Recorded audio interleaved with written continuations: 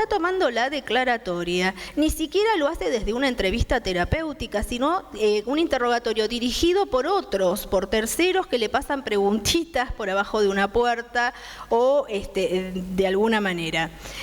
Y la violación del secreto profesional, que es lo fundamental. O sea que realmente es como que hay un corrimiento del rol que le corresponde al psicólogo. Y eso es lo que se reclamó a través del Colegio de Psicólogos de Neuquén. No tengo noticias de que se haya hecho desde otros colegios de psicólogos. También lo que se ve es que si nosotros tenemos en cuenta que las neurociencias nos demuestran a través de los estudios actuales sobre lo que es el estrés postraumático, que hay lesiones a nivel de hipocampo, de amígdala y del lóbulo temporal izquierdo, y que esto estaría afectando lo que es las funciones nésicas y el lenguaje. ¿Cómo vamos a pretender que un chico en un espacio nuevo, desconocido, con personas desconocidas, tenga que relatar aquello que le cuesta recordar y para lo cual no tiene palabras para relatar, como le pasaba a la paciente de Rosana, ¿sí? Que es más, para nombrar los genitales, la mamá tuvo que inventarle nombres a esos genitales para que la chiquita pudiera decir algo que se entendiera.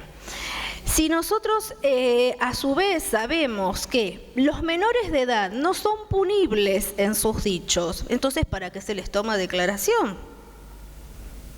Cuando si nos vamos nosotros como terapeutas y falseamos la información que le vamos a brindar al juez acerca de cómo llegamos al diagnóstico, y cómo todo el proceso terapéutico también nos va dando tantos elementos como para aseverar o no que este niño fue abusado. Entonces, me parece que estamos un poco confundidos y yo creo que lo que tenemos que empezar a hacer es nuclearnos, o que las asociaciones que ya están existentes, no tenemos que inventar nada más, me parece. Hay asociaciones de psiquiatras, colegios médicos. El colegio médico, cuando fui a plantear esta situación de que se emitiera algún tipo de solicitada o de algún tipo de documento para que los jueces intervinieran adecuadamente en estos casos, como casualmente la damnificada era una psicóloga, entonces dice, bueno, no, como se cortaron solos, déjalos que se arreglen. ¿Por qué tenemos que intervenir nosotros? O sea, todo el mundo es como que se lava las manos y en realidad los que se perjudican son los niños. Los niños que un día serán hombres y tienen suerte de no suicidarse, no psicotizarse, no caer en adicciones, no prostituirse y morirse de alguna enfermedad como el SIDA, ¿sí? O sea, yo creo que esto es lo que nos tenemos que plantear. ¿Cuál es nuestro rol? ¿Sí? Porque si seguimos trabajando en las sombras y cada uno con su granito de arena, no alcanza. ¿Por qué? Porque al estar desunidos los jueces toman decisiones que no sé quién los asesoran para que tomen ese tipo de decisiones y de última son perjudicados los niños. Es mucho más extenso el trabajo, los tiempos son cortos, queríamos compartir con ustedes todas nuestras experiencias. Aquellos que tengan dudas o quieran hacer preguntas, tienen unos minutos para hacerlo, así que bueno, desde ya les agradezco que estén aquí presentes y que hayan escuchado todas nuestras disertaciones. Buenos días.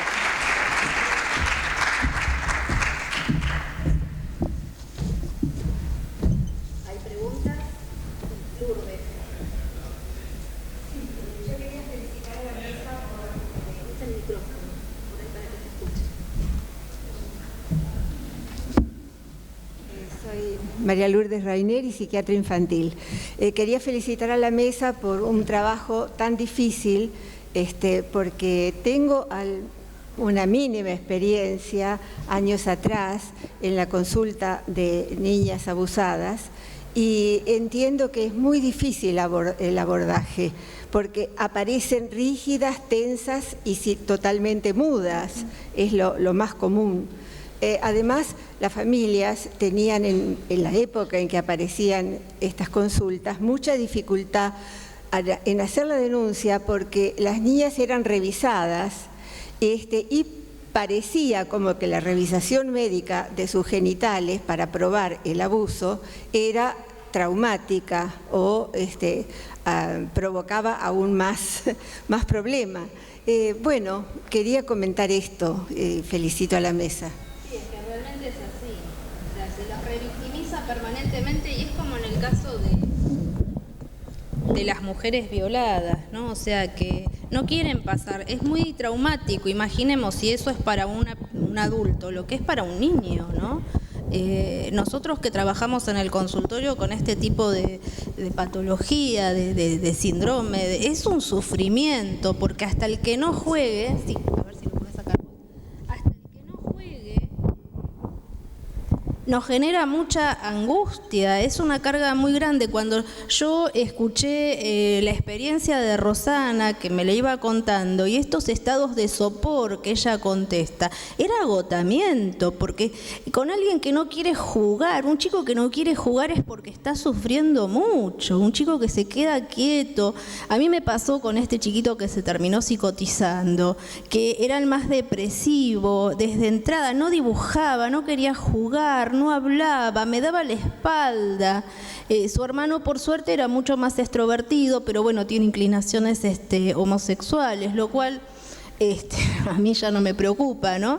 Pero es una manera de que pudo resolver todo esto y estar más sano. Pero o sea, es un deterioro muy grande, quedan marcados, estigmatizados. Yo una vez le agradezco a Roberto Piazza, que alguna vez lo escuché en la televisión contando que de eso no se vuelve, ¿no?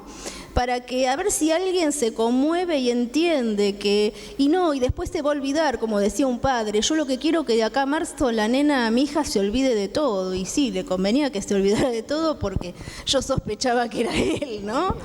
Pero ningún padre que realmente, o sea, se entera que su hijo ha sido abusado, la conmoción, la reacción que le provoca es terrible.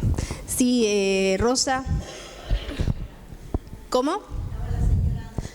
Ethel. Yo lo que quería era, vos sabés que yo me dedico bastante en los últimos años a la moda. No se escucha, anda el micrófono. Te pasa en medicina, ¿no? Sí. Y me parece que también tenemos que tener en cuenta el tema de que, desgraciadamente, el tema del abuso, de los abusos, se ha usado como moda para instalarlo como acusación para divorcios y demás. Esto lo tengo, digamos, conocido a través de amigos abogados que no demuestran con claridad que no ha habido abuso realmente y que, sin embargo, esto está usado para, es lo mismo que el síndrome de alienación, ¿no?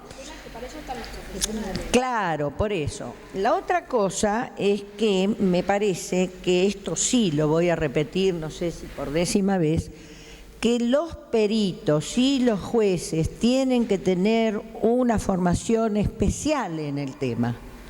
No puede haber jueces, ni peritos, ni abogados que no tengan una formación especial en el tema. Me parece que esto es fundamental porque si no vamos a seguir con este planteo de la cosa individual, de la lucha entre lo que se dice uno, lo que dice otro, y esto va a seguir así, ¿no? Y bueno, y muchas otras cosas que ustedes ya las dijeron y que estuvo muy, muy, muy buena la mesa. Yo quiero aclarar, sí, una cosita, que vos lo dijiste, Ethel, y te olvidaste de una parte que siempre lo comentamos, que no solamente tienen que saber de niños abusados, sino de niños, de desarrollo, de evolutiva de los niños, para poder entender lo que le pasa al normal, ¿qué le pasaría en una situación semejante? Con el agravante de que encima si lo que tiene que ir a contar es una situación traumática de la índole de lo sexual. ¿Sí? No va a contar que fue al cine y que vio El Señor de los Anillos. Sí. Sí, con respecto a lo que decía recién, solamente el 3% de las denuncias de abuso se consideran falsas.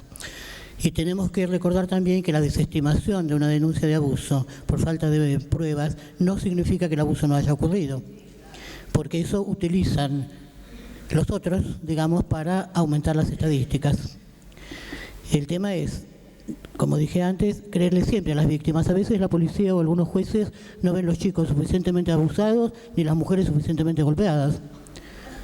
Entonces, frente a la posibilidad de la defensa de un niño o de un adulto, siempre la idea es protejamos al niño y después veremos. Sí, Rosa.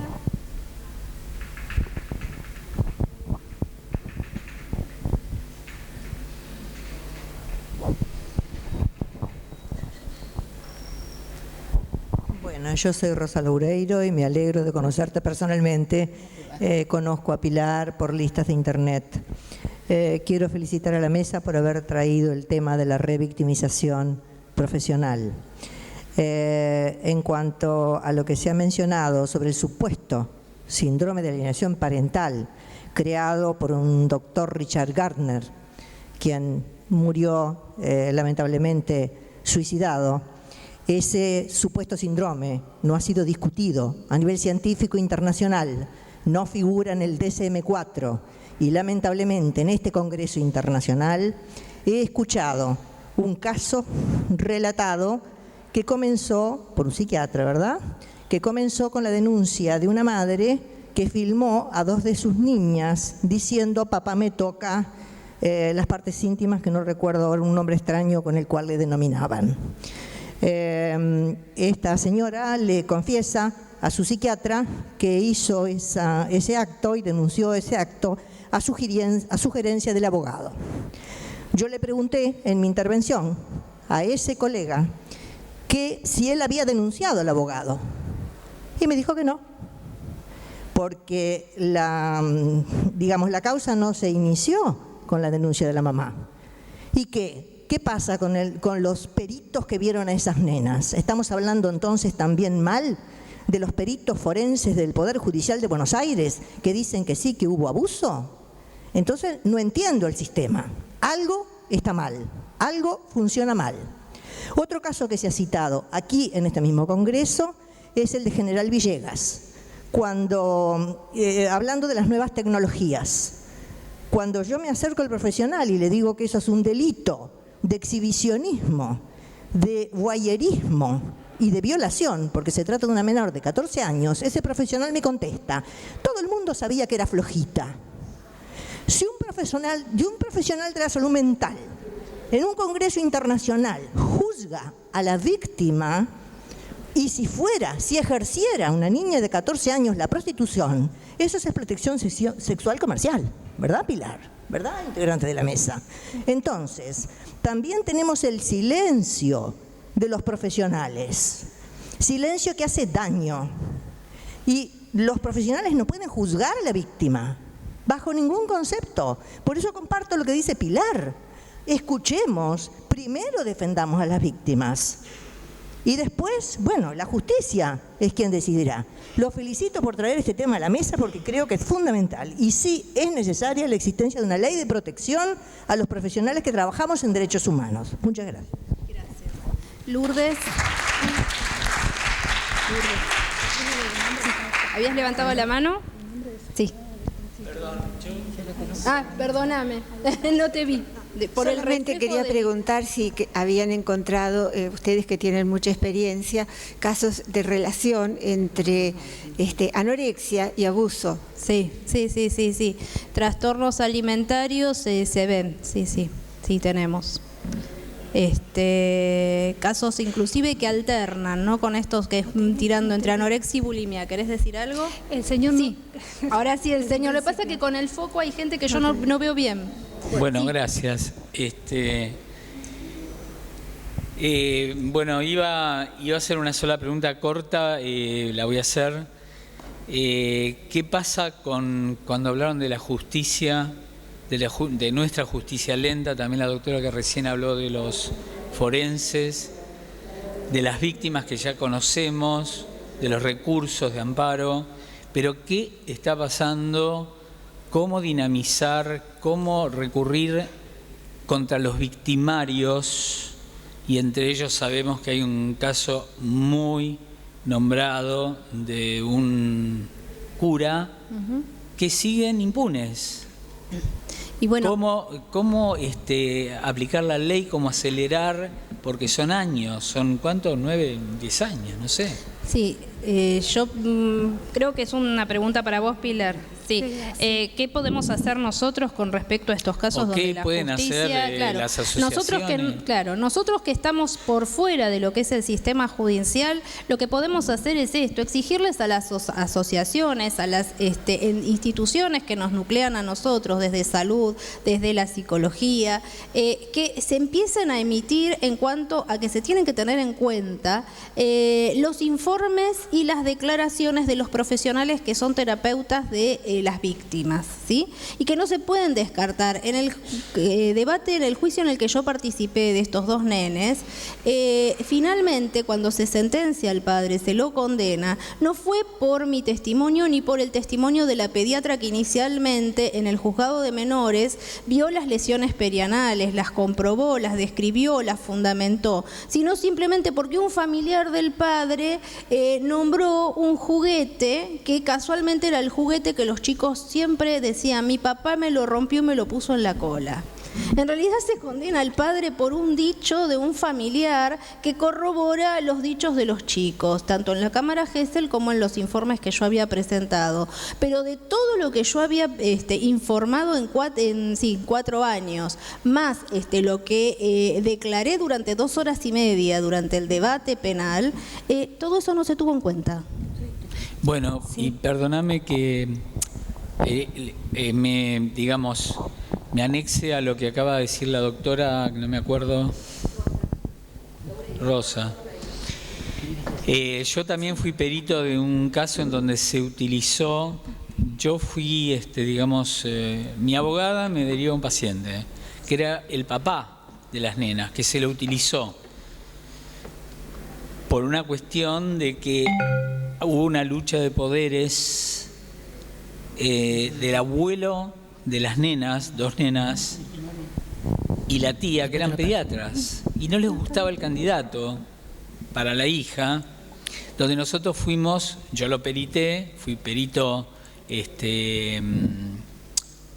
no de oficio, de parte, nos juntamos con el cuerpo médico forense, con las psicólogas, con el jefe psiquiatra, que lo veo a veces en los congresos y debe estar acá también, médico forense, y donde llegamos a un consenso.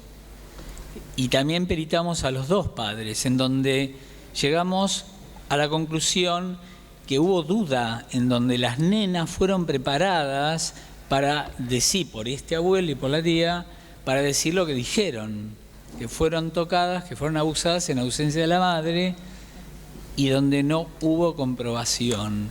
Entonces la pregunta es, ¿hacer o no hacer? ¿Y qué hacer desde nuestra parte? Porque obviamente, como dijo la doctora, creer o no creer al cuerpo médico forense, porque después en la Cámara de Casación se dio vuelta todo el discurso que habíamos llegado a un consenso en el cuerpo médico forense. Y lo perjudicaron, lo condenaron al padre. Sí. ¿Respondés vos, Pilar, y dejamos sí. La mesa? Bueno, en la pregunta implica 2 cosas, ¿no? Una que tiene que ver con el abuso de poder, en la cual yo me especializo, y la otra que tiene que ver con una cuestión ideológica. Obviamente están entrelazadas las dos. Hacer puede ser un abuso de poder, y no hacer también puede ser un abuso de poder. Ahora yo les hago una pregunta. ¿Cómo puede ser que de los profesionales que trabajan a favor de las víctimas y los que trabajan, digamos, en contra o desconociendo esto, de un lado estén todos tranquilos, nunca les pase absolutamente nada, todos vivan bien, y todos nosotros estamos amenazados, perseguidos? No hablo de honorarios porque esto hay que correrlo en el tema directamente.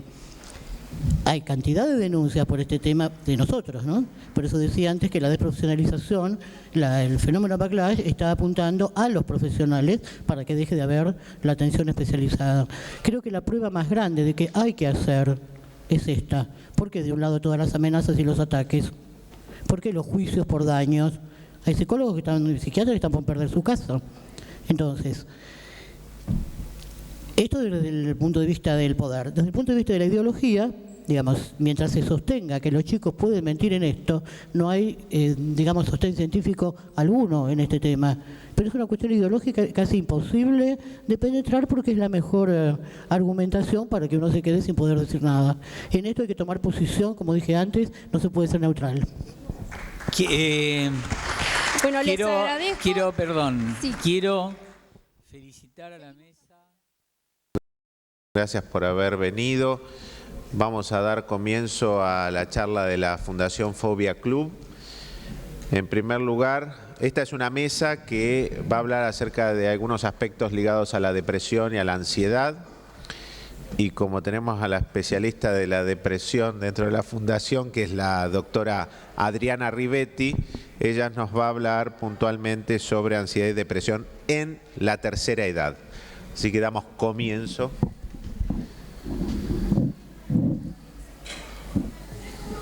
Sí.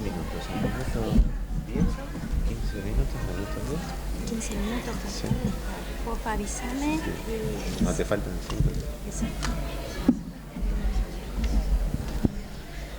Bueno, ¿qué tal? Buenos días. Hoy vamos a hablar de este tema específico que por ahí no todos conocen, que es el tema de la ansiedad y de la ansiedad vinculada a la depresión en la tercera edad, y que es algo que a veces lo que nos cuesta sobre todo es hacer diagnóstico, es algo a lo que tenemos que estar muy atentos, porque el paciente anciano merece nuestro absoluto respeto y merece, por supuesto, ser atendido por su enfermedad y no pensar que algo de lo que le pasa es normal. Gustavo. Sí. ¿Pueden cerrar la puerta, por favor? Muy amable, ¿eh?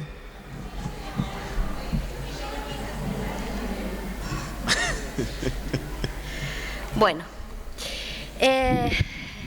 En cuanto a lo que tiene que ver con la depresión, el 25% de los pacientes ancianos tienen un trastorno depresivo. La mitad de este porcentaje corresponde a depresión y un tercio de ellos son formas severas. La incidencia en mayores de 70 años en los hombres es del 26%, en las mujeres del 45%, y la prevalencia en los mayores de 70 años en atención primaria es del 30%. Hay un dato muy importante que es que 2/3 de los pacientes depresivos no solicitan tratamiento, de los que consultan más del 60% son diagnosticados erróneamente.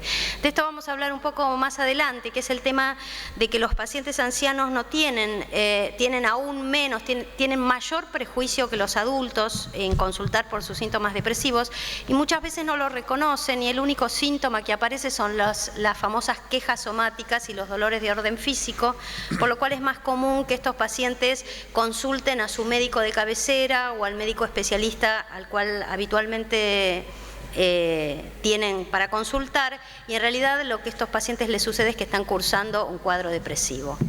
En cuanto a la ansiedad, la prevalencia del trastorno de pánico, el trastorno obsesivo compulsivo y las fobias combinadas ronda del 5,7 al 33%. Las fobias son los trastornos psiquiátricos más comunes en las mujeres ancianas y los segundos en los hombres.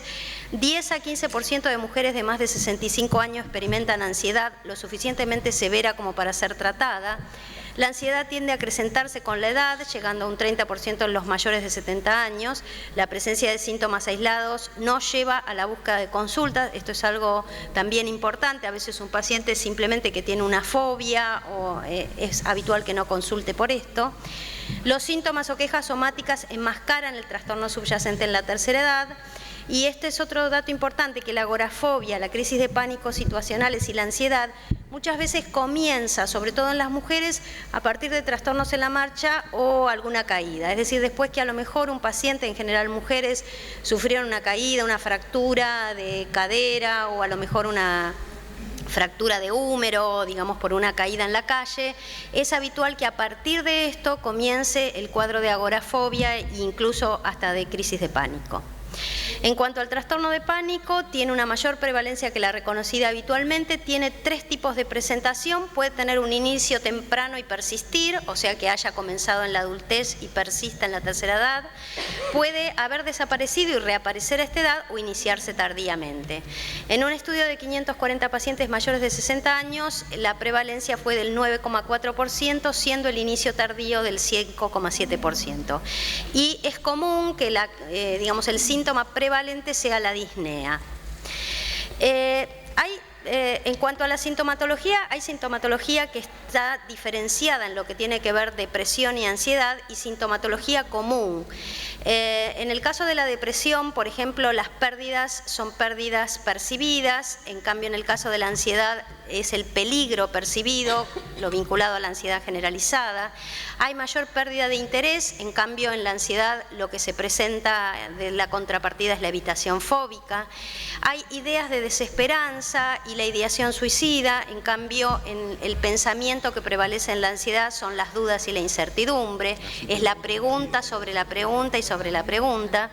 Hay, en el caso de la depresión hay autodesprecio y en el caso de la ansiedad hay inseguridad.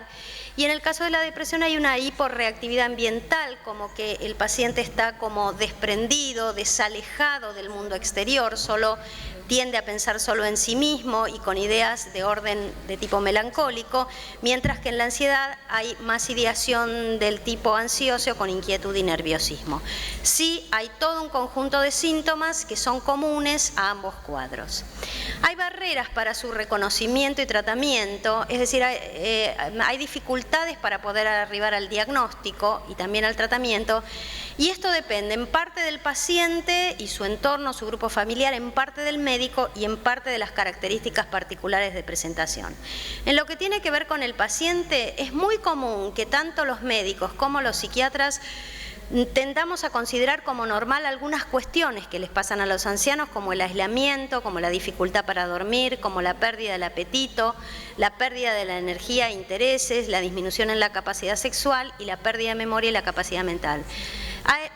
Por favor, hay que tener en cuenta que estas no son características del ser anciano. Si a ustedes les sucede que tienen familiares ancianos cercanos, se darán cuenta que muchos de ellos no tienen ninguna de esta cantidad de sintomatología, por lo cual considerar que simplemente porque alguien es viejo tiene que estar triste, tiene que estar aislado, tiene que tener poca capacidad sexual, esto es un error que generalmente no solo sucede en el paciente y en el entorno, sino que también a veces sucede en las personas que los tratamos. En lo que tiene que ver con los médicos, muchos de ellos consideran que la depresión reactiva no es patológica y que su tratamiento es innecesario e inefectivo, es decir, piensan, bueno, se le va a pasar.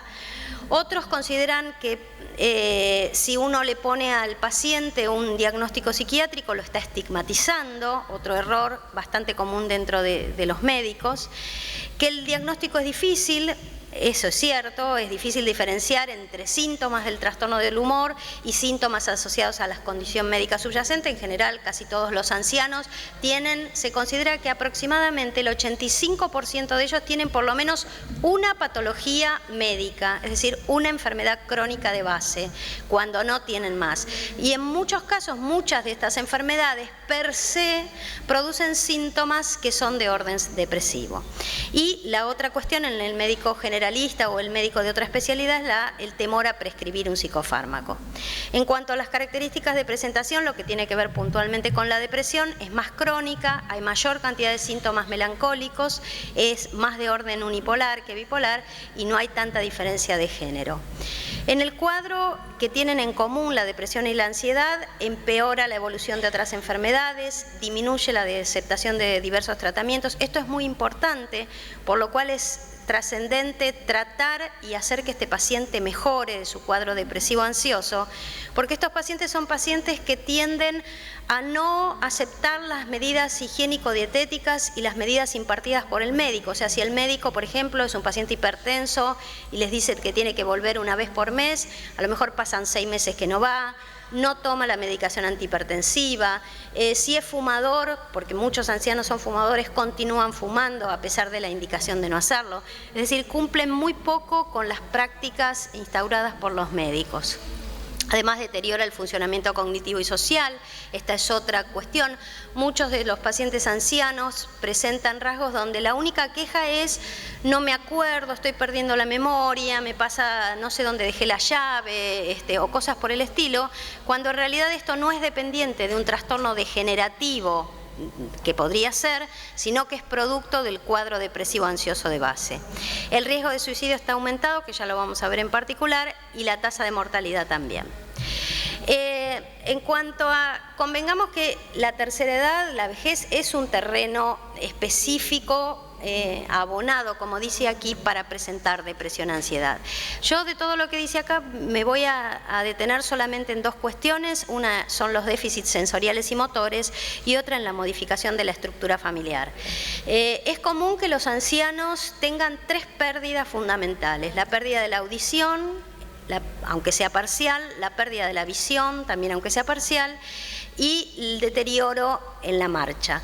Estas tres cuestiones hacen que el paciente anciano empiece cada vez más a aislarse. En cuanto a la audición, la dificultad que tiene para participar a lo mejor de un encuentro familiar hace que esta persona empiece a no querer participar a lo mejor de encuentros con nietos, y no es porque no quiera estar o lo pase mal, sino porque tiene dificultad y se siente aislado y no puede participar de esa reunión. El paciente que no ve, a lo mejor le cuesta tomar un colectivo porque confunde las monedas, se equivoca el dinero cuando va a comprar algo a la verdulería. Y en el caso de la marcha pasa más o menos lo mismo, empiezan a tener dificultades para salir y entonces empiezan a recluirse cada vez más. Estas tres situaciones, que son situaciones que los empiezan a hacer como más dependiente, a incapacitar el validismo de la persona mayor, es lo que a veces hace que empiece ahí se disparen cuadros de depresión y ansiedad. La otra cuestión es la modificación de la estructura familiar, que hoy en día, como ya sabemos, a lo mejor el anciano tiene que vender su casa, una casa grande donde vivió toda su vida, mudarse a un departamento con un ascensor, que es algo que no le gusta, un departamento muy pequeño, a veces oscuro, donde termina estando muy aislado. Probablemente sus hijos, tanto mujeres como hombres, trabajen todo el día, no los vean, no tengan tiempo disponible para ver a su papá anciano. Y esto hace, diferenciado lo que pasaba 30 años atrás, que existían las famosas casas chorizo con las familias extendidas, todos vivían juntos, donde los ancianos estaban hasta el último momento de su vida mucho más acompañados, formaban parte de la vida familiar. Esto, digamos, no sucede más actualmente y es otro de los motivos de este terreno abonado que puede funcionar como disparador para cuadros de depresión y ansiedad. La etiología es multifactorial, intervienen factores psicogenéticos, nutricionales, la terapia farmacológica, las enfermedades somáticas y las socioambientales, combinado con cambios neurobioquímicos en el cerebro anciano. Los síntomas característicos de los cuadros depresivos es que a veces el humor depresivo, o sea, la famosa tristeza y angustia, no existen y hay mayor carga de ansiedad, y lo que más está son las famosas quejas somáticas. Además, la depresión en el anciano es más de orden melancólica, tiene mayor ideación de desesperanza. El anciano es más común que se refiera a su adolescencia, que recuerde cosas de mucho tiempo atrás, que se sienta incómodo con la gente joven y con lo que habla la gente joven. O sea, hay mucha más ideación melancólica. En cuanto a los síntomas característicos de la ansiedad, la preocupación, la presión y la angustia, y una gran, digamos, por lo que yo les decía de los cambios neurobioquímicos, hay producto de la depresión y de la ansiedad, hay una hiperactivación del eje HPA y hay una hiperactividad de la activación autonómica, de la activación simpática, con síntomas de taquicardia, hiperventilación, temblor, hipersensibilidad a la luz, que en general son desproporcionados, o sea, son mucho mayores que en un paciente adulto que tiene ansiedad. Lo que tiene que ver con el suicidio, hay algunas cosas como para destacar trascendentes. Una es que, como ustedes sabrán, que el porcentaje mayor de personas que cometen suicidio son los ancianos y particularmente los hombres. Esto se debe a que el suicidio en la tercera edad es algo que en general el paciente llega a consumarlo, es decir, hay menor cantidad de intentos de suicidio. Aquellos que lo intentan en general llegan a consumarlo con métodos mucho más cruentos, como son el uso de arma de fuego o arrojarse abajo del tren. La otra cosa que sucede es el suicidio encubierto, o sea, estas conductas que yo les decía, autodestructivas, de no cuidarse, de no alimentarse bien, de no concurrir al médico, que es lo llamado suicidio encubierto.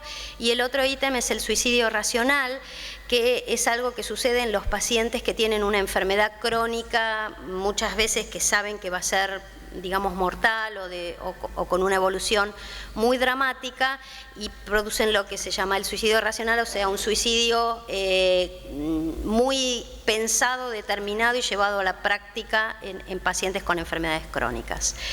En cuanto al tratamiento psicofarmacológico, saben que está reducida la capacidad de metabolizar y excretar los medicamentos, hay una sensibilidad alterada a los medicamentos y, por supuesto, como en general hay, como yo les decía, enfermedades médicas crónicas de base, es común que estos pacientes estén polimedicados, por lo cual hay que tener mucha atención a lo que es las interacciones medicamentosas. El antidepresivo ideal sería aquel de dosis única diaria, con mínimos efectos antihistamínicos, anticolinérgicos y antiadrenérgicos. Podría decir que los tricíclicos están directamente contraindicados. Y por favor, ustedes tienen un paciente que viene a lo mejor hace 10, 20, 30 años medicado con un tricíclico, por favor cambien el antidepresivo a un IRS porque el riesgo es muy grande en la tercera edad, que tenga mínimos riesgos cardiovasculares y pocas interacciones. Bueno, esto más o menos lo mismo. En la elección del antidepresivo voy a hacer mención a lo último que dice comenzar lento, ir despacio, continuar la medicación y mantenerla por largo tiempo.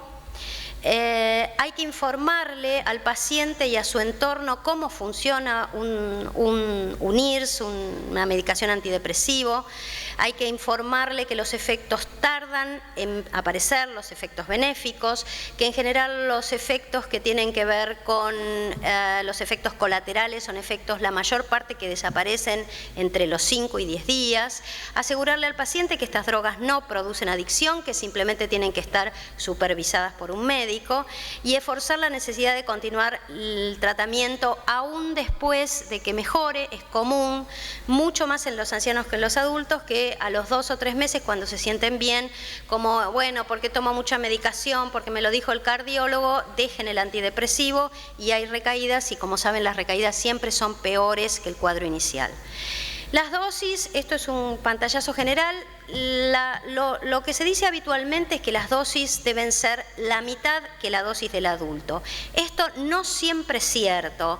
Yo lo que les diría simplemente es que hay que comenzar con dosis bajas y ir viendo la evolución del paciente. Muchas veces requieren dosis similares a las de los adultos, sobre todo, por ejemplo, en lo que es venlafaxina, que pueden llegar incluso a tener 225 miligramos, o incluso en la paroxetina o en la fluoxetina, que pueden llegar a 40 miligramos por día a ser necesarios, pero lo importante es iniciar dosis bajas. Las benzodiazepinas, dosis bajas, de preferencia las de vida media corta, como lorazepam o alprazolam, y al inicio del tratamiento antidepresivo y solo por un periodo de tiempo corto. En los ancianos hay que tratar de evitar a toda costa las benzodiazepinas, en primer lugar porque estas drogas sí, si no son supervisadas, pueden generar adicción, y además porque por la tendencia a las caídas que hay en los ancianos, si el anciano cada vez comienza a ingerir una dosis más alta, es muy común que pueda sufrir unas caídas y las consecuencias de ellas. En cuanto a la psicoterapia, lo recomendado es la terapia conductivo-comportamental o la terapia interpersonal. Básicamente, en términos generales, recuerden que el anciano es una persona muy agradecida por lo que se les da. Es una persona que en general con un buen tratamiento mejora rápido, acude a la consulta, porque como no está acostumbrado a tener un lugar dentro de nuestra sociedad actual occidental, que un médico le dispense, un médico o un psicólogo le dispense tiempo, lo escuche, le pueda dar un consejo, le pueda dar una indicación, es un paciente muy agradecido y que en general se ligan muy fuertemente al tratamiento, acatan las normativas si uno se las explica y continúan en tratamiento y mejoran fácilmente. Como conclusión, la depresión y ansiedad son los trastornos psiquiátricos más prevalentes en la tercera edad. El 20% de la población añosa sufrirá alguno de ellos. Aunque son considerados como entidades independientes, es inusual encontrarlas en estado puro. La comorbilidad llega al 60% y recordar que la coexistencia de depresión y ansiedad debe ser entendida más como la norma que como la excepción. Hay muchas formas de abordaje disponibles, pero todas requieren respeto y empatía hacia la persona mayor, trabajo con la familia y una continua puesta al día de los conocimientos. Muchas gracias.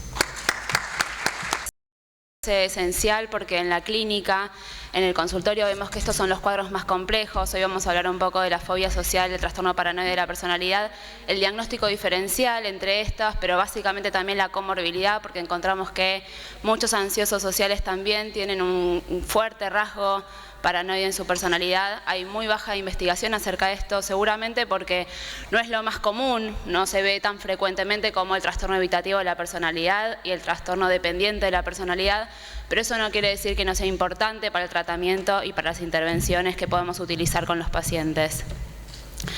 Acá lo que vemos es que existe una fuerte asociación entre la ansiedad y la paranoia, ya lo habían dicho varios autores, ¿sí? No vamos a detenernos mucho en esto, pero que sí, muchos autores habían visto que la paranoia, el trastorno de ansiedad era a veces difícil de diagnosticar y que habían fuertes errores en el diagnóstico. Imaginemos si en la paranoia es difícil en muchas oportunidades, en un trastorno paranoide de la personalidad aún más se nos complica el diagnóstico.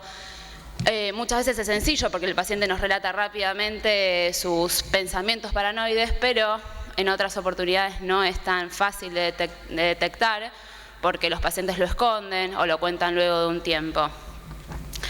Características en común que comparten ambos trastornos: está la dificultad para vincularse con otros, el miedo hacia los demás o el miedo a los demás. En ambos trastornos suelen sentirse rechazados y observados. Hay un patrón fuerte de evitación y aislamiento. Hay una falta en habilidades sociales y una carencia para responder empáticamente frente a las demandas de las personas o lo que ellos creen que las personas demandan.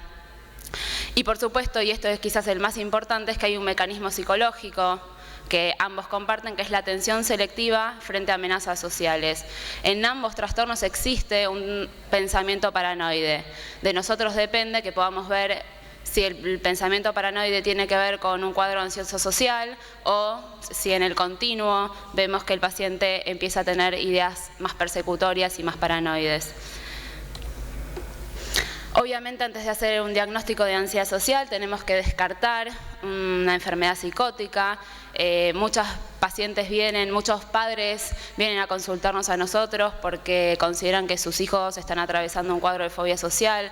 Nos relatan que tienen muchas dificultades para vincularse, específicamente con gente extraña, que se ponen sumamente nerviosos, pero cuando uno ve a los chicos o a los adolescentes o a los jóvenes que nos consultan, claramente nos empiezan a contar que en realidad ellos no tienen intención en vincularse, que en realidad ellos creen que la gente los va a atacar. Bueno, esto es fácil de diagnosticar, rápidamente uno puede pensar que este cuadro no tiene que ver con ansiedad social. El problema es cuando el paranoide o el trastorno paranoide de la personalidad es ocultado. Para mostrarles un ejemplo, hay una paciente que consulta por ansiedad social. Ella tenía fuertes síntomas cuando se vinculaba con la gente, tenía fuertes síntomas para trabajar, porque cada vez que alguien venía y le consultaba a ella, sudaba fuertemente, se ponía colorada, no se podía relacionar con gente y interrelacionarse con nuevas amistades. Bueno, la verdad que esta paciente anduvo fantástico, en su grupo de ansiedad social también, pero al final del tratamiento había algo que todavía le quedaba por solucionar, que era su fuerte dificultad para ir a comer afuera. ¿Sí? Cada vez que iba a comer afuera se sentía muy ansiosa, muy nerviosa. Fácilmente nosotros hubiésemos pensado que era, obviamente como lo anterior, un cuadro de ansiedad social, pero cuando empezamos a investigar un poco más sobre sus pensamientos, lo que ella relata era que hace muchos años atrás ella había estado con un joven durante 3, 4 encuentros. Este le había comentado que había fumado marihuana en algún momento. Ella termina ese vínculo y después de un par de años empieza a pensar qué pasaría si esta persona volviera, si estuviera enojada con ella y quisiera hacerle daño. Esto le generaba muchísimas dificultades para ir a comer porque creía que se lo iba a encontrar ahí. Y a partir de ahí empezaba también a tener dificultades en salir sola, en ir a lugares oscuros, en ir a lugares donde no conociera muy bien.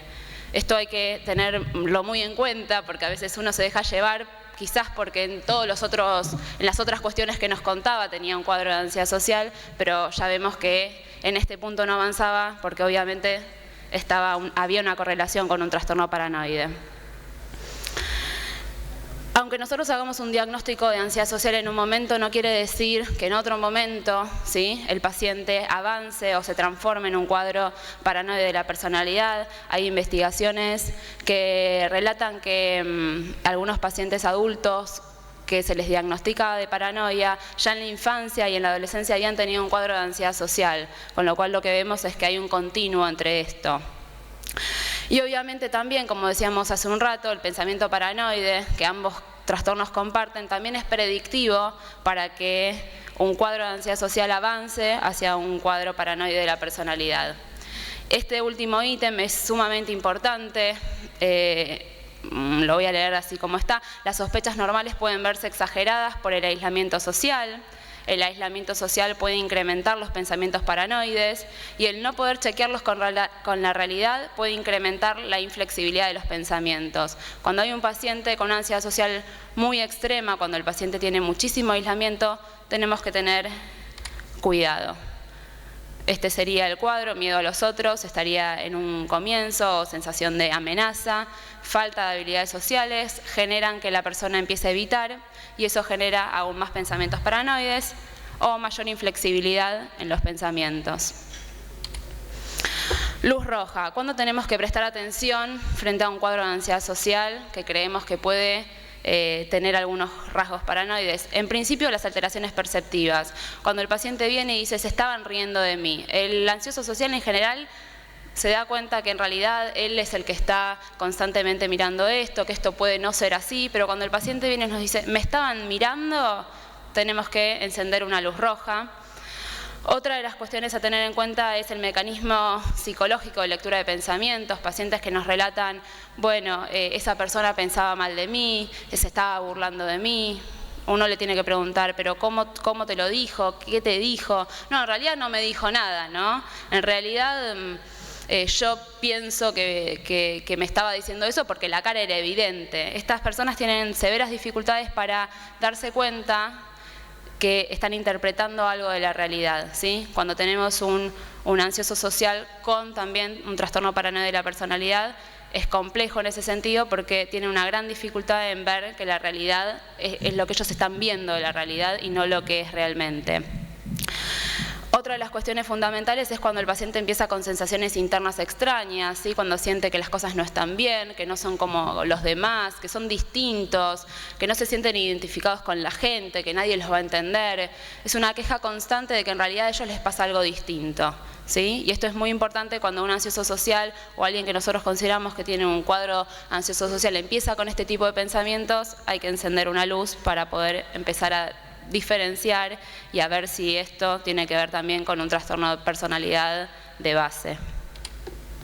Alerta, otra de las alertas que podemos establecer es cuando el paciente tiene antecedentes familiares, básicamente cuando tiene los familiares tienen un cuadro psicótico o esquizofrénico, bueno, es lo mismo, o un cuadro bipolar extremo. Entonces ahí tenemos que pensar claramente a ver si esto no le está afectando también al paciente. Como decíamos hace un rato, el aislamiento social grave también es predictivo para un trastorno paranoide. Los pensamientos inflexibles, y este es otro punto muy importante, la falta de identificación con el grupo de ansiedad social. Para estos pacientes es importante vincularse, pero cuando van al grupo de ansiedad social sienten que lo que están contando a los demás no tiene nada que ver con lo que a él le pasa, que lo que a él le pasa es algo más grave, que es distinto, y esto es algo muy importante porque en general tratan de no contarlo en el grupo, de no participar, y esto nos va a dar también parte del diagnóstico. Bueno, en esto no me voy a explayar demasiado, pero también hay investigaciones que hablan que la paranoia puede estar disfrazada también en un cuadro de ansiedad social. Hay muchas investigaciones que hablan acerca de los síndromes fóbicos en pacientes esquizofrénicos. Vamos a pasarlo por alto. Acá les marco algunas investigaciones. Obviamente, como ven, es poco el porcentaje de pacientes que son comórbidos, ¿sí?, con la fobia social y el trastorno paranoide, pero eso no quiere decir que no exista y que no sea importante detectar. Observaciones clínicas, capaz las observaciones que yo he realizado con respecto a algunos pacientes que han tenido una comorbilidad. La comorbilidad, como ven ahí abajo, la llamo TAS paranoide, ¿sí? Como que tienen ambos diagnósticos. Primero lo fundamental es el tema de la conciencia de enfermedad. Obviamente el fóbico social reconoce que el miedo es excesivo, se ve responsable de las dificultades para relacionarse, mientras que el paranoide claramente no se ve responsable por eso, carece completamente de insight, siempre están culpabilizando a los demás. Como decía una mujer, acá lo pongo, yo estaría mucho mejor si los que me rodearan no fueran tan neuróticos, ¿sí? Siempre está viendo en el exterior, ¿sí? Atribuyendo a la gente la dificultad que tienen para vincularse. Pero cuando encontramos un ansioso social paranoide, bueno, ahí se nos complica porque hay una sensación de responsabilidad, cree que en algo tiene que ver con lo que le está pasando, tiene que ver con cómo él se vincula, pero no lo tiene muy en claro, ¿sí? Comprende que tiene dificultades, no logra entenderlo, no comprende la interacción social, tiene una sensación de amenaza constante, pero ve en la irracionalidad de sus pensamientos. La evitación social, en ambos trastornos vemos que hay una evitación social, como decíamos previamente, fuerte y marcada. Por eso, como decíamos hace un rato, establecer por qué un paciente evita cada una de las situaciones sociales es fundamental y nunca hay que dar por alto que comprendemos realmente poner todo en una bolsa como si todo fuera lo mismo, sino preguntar claramente al paciente qué es lo que está pensando de esa situación y por qué la evita. El fóbico social está interesado en relacionarse, sufre en soledad su evitación, se queja de sí mismo por la evitación, el paranoide obviamente prefiere estar solo, se queja de los demás, pero el TAS paranoide, ¿sí? Desea y sufre por no poder vincularse, quiere vincularse y sufre por esto, pero es la queja constante, hace cargo a los demás de las dificultades o a su sentimiento de rareza, ¿sí? En general eso es lo que refiere con respecto a sus propias dificultades, que es distinto, que es raro, a veces que es especial, que es diferente y un discurso muy confuso. Las emociones básicas son importantísimas para determinar y diferenciarlo. En la fobia social existe un miedo, el miedo es el predominante, es la emoción básica, mientras que en la paranoia el enojo es lo que más predomina en el cuadro. El miedo a los otros es importantísimo, en general vamos a tratar de referirnos más al TAS paranoide. En el TAS paranoide ambos miedos, tanto el miedo a que vean o opinen algo negativo como a que me hagan algo, va variando de situación en situación. O pueden pensar ambas cosas de una misma situación. Y más que nada también cuando hay una historia de violencia escolar. ¿Sí? Nos vemos con muchos casos que han tenido y han sufrido una violencia escolar muy severa y bueno, realmente cómo los convencemos o cómo trabajamos con ellos para que crean que esto no les va a volver a suceder o que, bueno, que sus interpretaciones de la realidad están erróneas. Reacción frente al miedo. El paranoide rápidamente reacciona con fuerza frente a las injusticias que la gente le pueda generar o que él crea que le pueden estar realizando. El fóbico social siempre prefiere salir perjudicado, prefiere dar todo a cambio de que las demás personas piensen positivamente de sí. Pero en el TAS paranoide se quejan mucho por los otros, ¿sí? Por lo que piensan que le harán. ¿Sí? Tiene ahí un fuerte rasgo paranoide, pero no le dice nada a los demás también por temor a lo que puedan pensar. O sea, es un paranoide que en algún punto se inhibe sus reacciones y sus respuestas también por miedo. El enojo es importantísimo y es uno de los aspectos más importantes. En la ansiedad social, el enojo es consigo mismo, hay una atribución interna, esto que me pasa me está pasando a mí, me hago cargo de que esto que siento y esto que pienso es porque estoy pensando de manera disfuncional. En el paranoide el enojo es con los demás. La expresión del enojo también, en el ansioso social el enojo es hacia adentro, mientras que en el paranoide siempre es hacia afuera. Pero cuando tenemos un cuadro mixto de TAS y paranoide, se enoja con los demás, como decíamos hace un rato, pero la expresión queda hacia adentro. También se enoja consigo mismo por no poder vincularse, obviamente. La emoción de ternura, y este es un factor sumamente interesante, el fóbico social tiene dificultades para expresar la ternura, ¿sí? Pero en el TAS paranoide la dificultad no tiene que ver con la expresión, sino con sentir ternura frente a otros. Tiene envidia frente a los otros, cómo los otros pueden vincularse y yo no, y desean sentir, pero bueno, realmente no pueden darse cuenta cómo son las interacciones, cómo los demás pueden hacerlo y él no, ¿sí? Pero básicamente es distinto el poder expresar la ternura que el poder que la incapacidad para sentirlo frente a otros. Los paranoides obviamente son distantes en sus relaciones y no tienen necesidades de apego. La temporalidad es otro factor. El fóbico social siempre está pensando en el futuro, en que algo va a pasar a futuro. Tienen un miedo con respecto a lo que pensarán los demás, como decíamos recién, a la probabilidad de que algo negativo pueda sucederle. Mientras que el paranoide siempre está quejándose de lo que pasó, de las injusticias que tuvo que tener y cómo tuvo que aceptar lo que la gente trate de hacer con él. El TAS paranoide también se queja del pasado, ¿sí? Y más que el miedo tiene una certeza de no poder vincularse en un futuro con la gente. O sea, no parece tanto un miedo, sino más bien la certeza de que no es igual que los demás y que no podrá vincularse, aunque así lo desea. Reacciones frente al grupo, esto que hablábamos hace un rato. El TAS paranoide en general trata de no hablar, trata de mantenerse distante, descalifica a los demás, como decíamos hace un rato, en su fuero íntimo, ¿no? No va a agredir a los demás, sino que más bien lo puede pensar después. Uy, mirá las taradeces que hace, ¿no? Yo esto no tengo nada que ver, no me interesa participar en esto. No se siente identificado, se ve distinto, cree que le pasa a alguien algo que nadie puede ver, ¿sí? Y aunque tienen un deseo de sentirse mejor, bueno, realmente es muy difícil cuando la descalificación es constante. En cambio, el fóbico social quiere hablar y no se anima, idealiza a los demás y se siente identificado con el grupo. Hay investigaciones que hablan que las autoexposiciones en los pacientes paranoides son más difíciles, mientras que el fóbico social rápidamente interpreta, entiende cómo debe realizar esas exposiciones. La relación terapéutica, bueno, también es el último de los factores esenciales a destacar, que obviamente en el TAS paranoide hay mayores dificultades en el vínculo que establece con el terapeuta, ¿sí? Y muchas investigaciones que hablan sobre esto. Y una de las cosas más importantes es que habla constantemente para quejarse, salta de un tema al otro, pero en ningún momento trata de hacerse cargo. Lo que trata de hacer en la terapia es no hacerse cargo de lo que le pasa, es algo que le está sucediendo a él y algo como piensa él. No se hace cargo de que lo que piensa lo está haciendo sufrir. Le cuesta escuchar las intervenciones, ¿sí? Por eso hay que explorar sistemáticamente si el paciente entiende, si considera lo que le estamos diciendo o si en su fuero íntimo piensa que esto no es así como lo estamos viendo y observando. Muchísimas gracias. Cuente que se hacen las víctimas de Moving es porque a mí es la nueva... ¿Se podría bajar un poquito la luz, por favor? Gracias. Es la nueva epidemia organizativa del siglo XXI, donde cada vez hay mayor denuncias en referente a este tema. Bien, acá distintas imágenes de qué es lo que pasa en quien sufre mobbing.